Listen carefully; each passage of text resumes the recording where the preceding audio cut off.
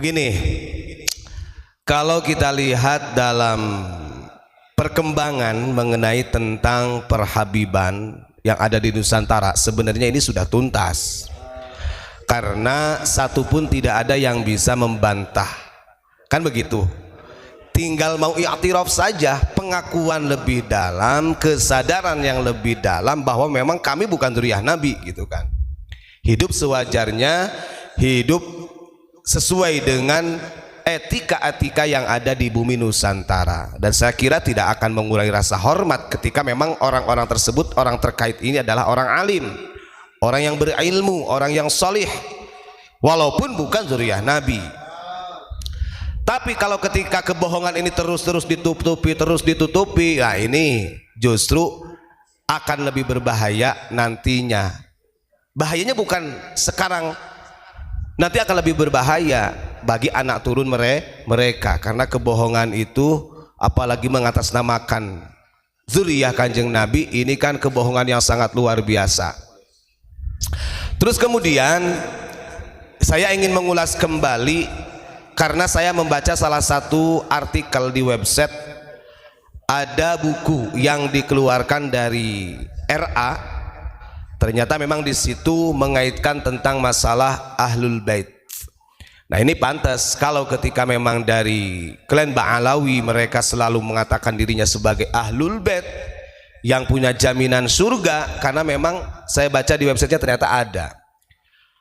Kalau kembali lagi kepada salah satu ayat Al-Quran dan hadis Nabi Muhammad SAW, nah ini perlu diulang ya sebenarnya, biar masyarakat itu mengerti.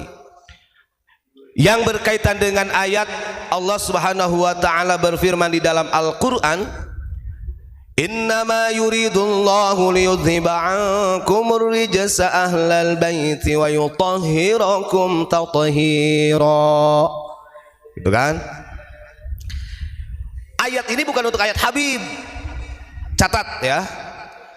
Ayat ini adalah untuk Ahlul Bait yang memang dijamin surganya oleh Allah. Kenapa saya katakan demikian?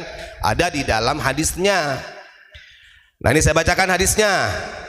An Abi Sa'id Al-Khudri, dari Abu Sa'id Al-Khudri radhiyallahu anhu qala, beliau berkata, "Inna hadhil ayata nuzilat fin Nabi sallallahu alaihi wasallam wa Ali wa Fatimah wal Hasan wal Husain radhiyallahu anhum."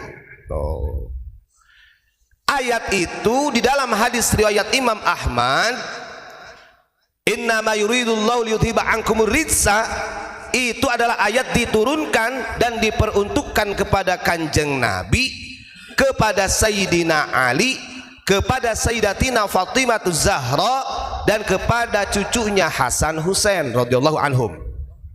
Ini sudah tegas.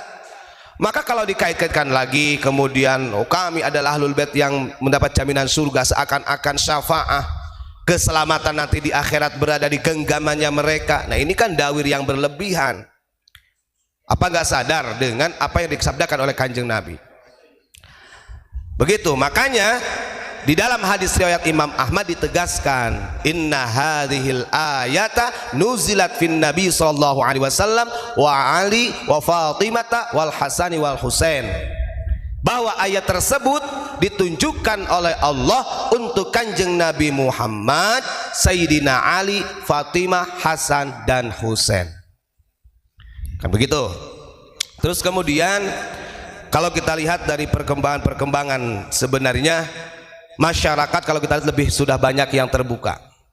Masyarakat sudah banyak yang terbuka bahwa mengetahui bahwa kelompok mereka ini memang batil min dzurriyyati Rasulillah sallallahu alaihi wasallam.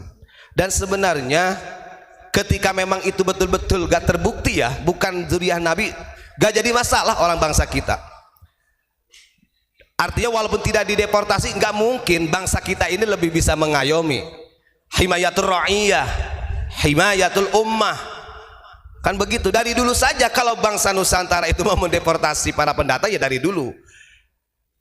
Dan sebenarnya ini perlu pengakuan, keridhaan, dan benar-benar taubatan nasuha dari kebohongan yang selama ini berabad-abad disampaikan secara publik kepada masyarakat. Nah itu saja.